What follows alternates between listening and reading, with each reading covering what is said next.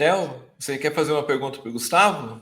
Nossa, cara, pra ser sincero aí, desde o início ali, eu tô com problemas técnicos aqui, Gustavo. Você viu, né? E, Tranquilo, velho.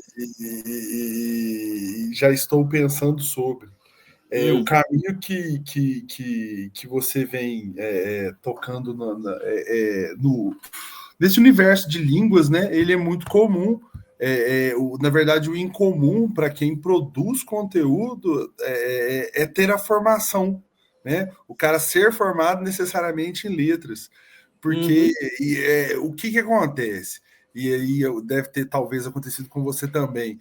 A gente com frequência tem professores de inglês na sala de aula formados em letras que não falam inglês, porque Sim, há essa desconexão entre a academia, né, e o que realmente acontece. E muitas vezes quando a gente vai ver os tradutores de séries, de filmes, eles não estão procurando uma perfeição gramatical no processo, mas sim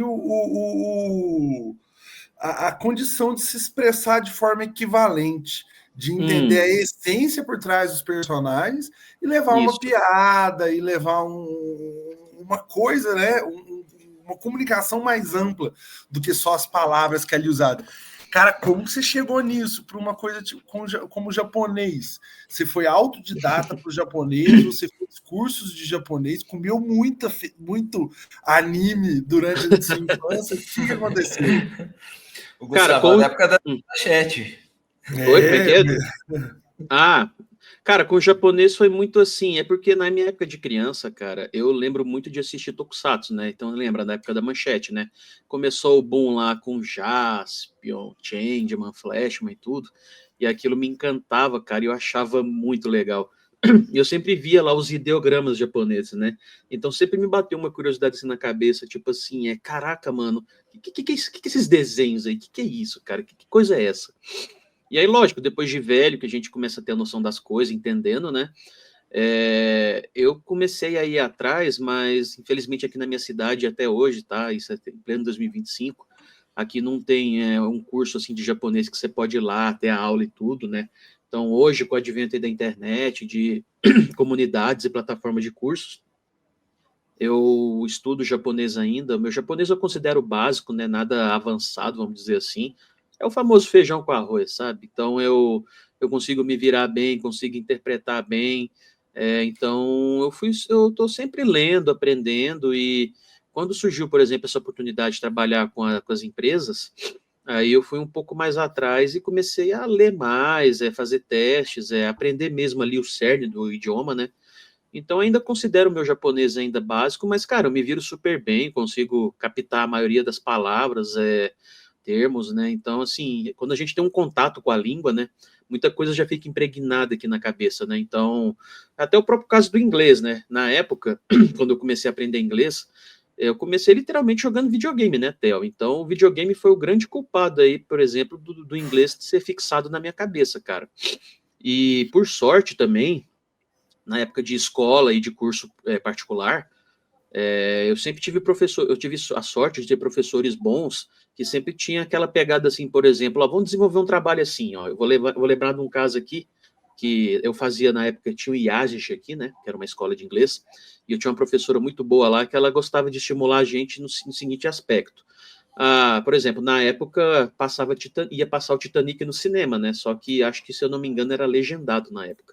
E minha professora, ela estava no exterior na época, e ela conseguiu um VHS do Titanic sem legenda, obviamente, né? Que lá nos Estados Unidos o pessoal não tem esse hábito da legenda, né?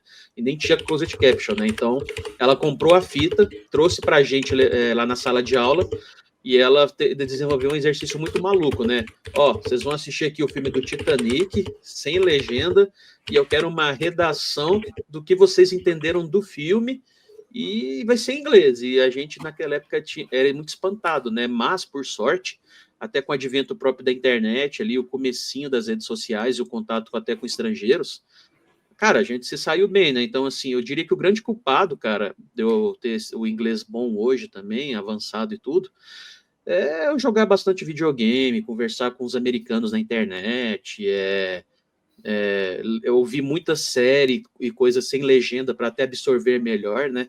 Então eu sempre tive essa maneira de estudo, né?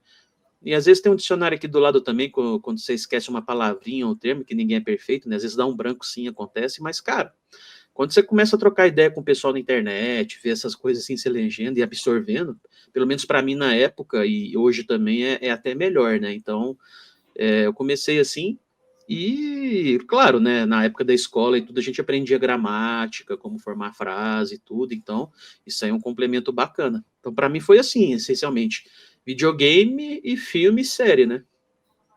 Entendi. Eu falo muito com o Léo, assim, eu tenho até um webinário que foi ao ar essa semana e vai voltar com Oh, apoio de uma empresa na semana que vem, que é o seguinte: eu hum, respondo cientificamente o porquê que algumas pessoas aprendem inglês com filmes e séries e outras não.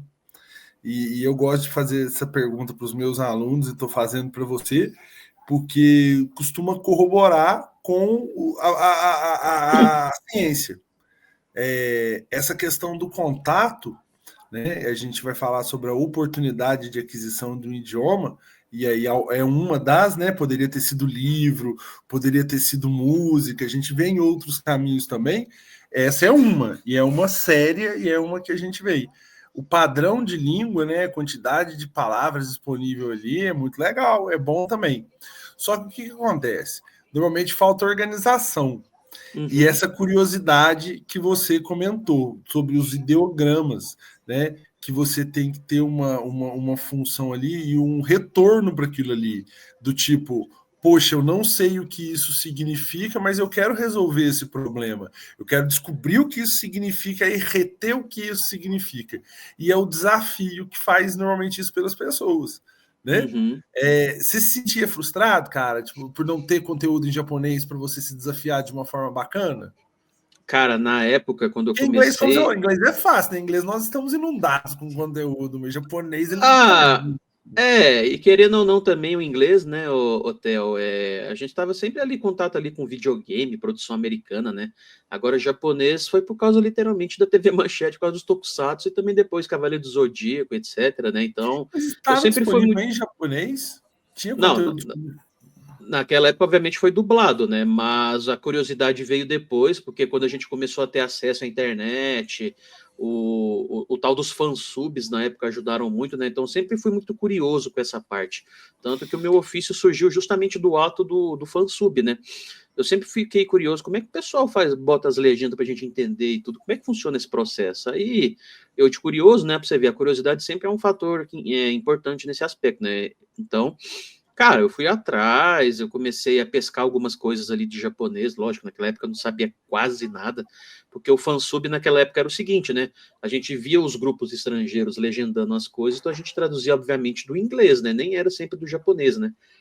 Era meio que uma tradução indireta, se a gente for parar para pensar, né? Então, cara, começou basicamente aí e eu fui indo atrás, né? E aí, quando a internet começou a expandir, a gente via plataformas de cursos, fóruns, pessoas dando aula e começou o YouTube, né?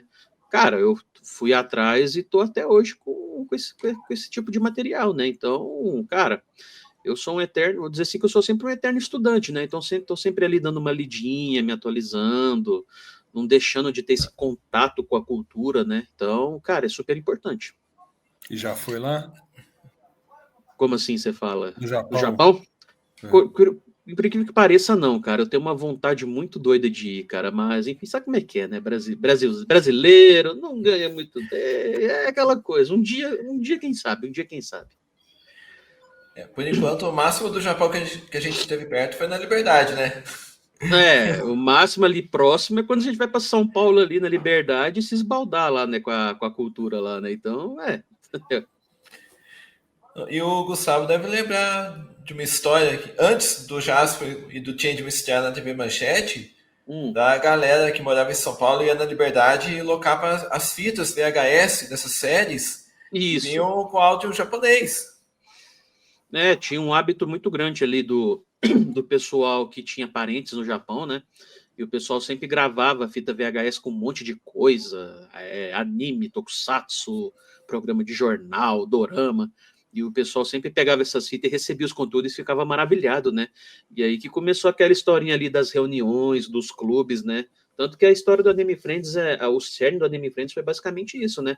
um grupo de amigos ali se reunindo, levando VHS, e depois começou a ter o advento de colocar a legenda no conteúdo dos VHS. Então, assim, foi bem legal, né, cara? Então, por eu morar aqui em Minas, eu nunca peguei essa parte de trocar VHS, mas eu já fui agraciado algumas vezes com presentes de amigos, né, que me deram um VHS ou outro da época. Então, por incrível que pareça, eu perdi esses VHS, cara, que eu tô mexendo com mudança ultimamente, então infelizmente eu tentei recuperar, mas foi tudo pro saco, vamos dizer assim. É uma pena, mas perdi um pouquinho essa parte da história, mas é legal saber que começou assim, né? Uma reunião aqui e ali, mostrando para um amigo, aí um cara montava uma locadorazinha ali clandestina, entre aspas, né, para chamar atenção. Sabe como é que é, né?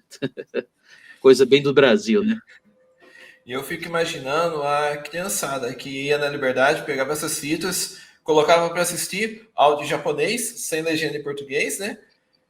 Achava bonito lá os carinha lá lutando, robôs gigantes, né? Via lá faísca soltando, explosão, prédio sendo derrubado. Então, basicamente o Tokusatsu, né? Então, a gente ficava sempre maravilhado com isso, né? Então, assim, pelo menos para mim, eu sempre vi aquilo quando era criança, né? Começou com o Jaspion, né? Então, cara, o herói da minha vida hoje é o Jaspion, cara. Então, assim, é muito louco pensar que esse tipo de produção que chamava a nossa atenção, né? Pelo menos para mim, nossa, meus olhinhos, ó,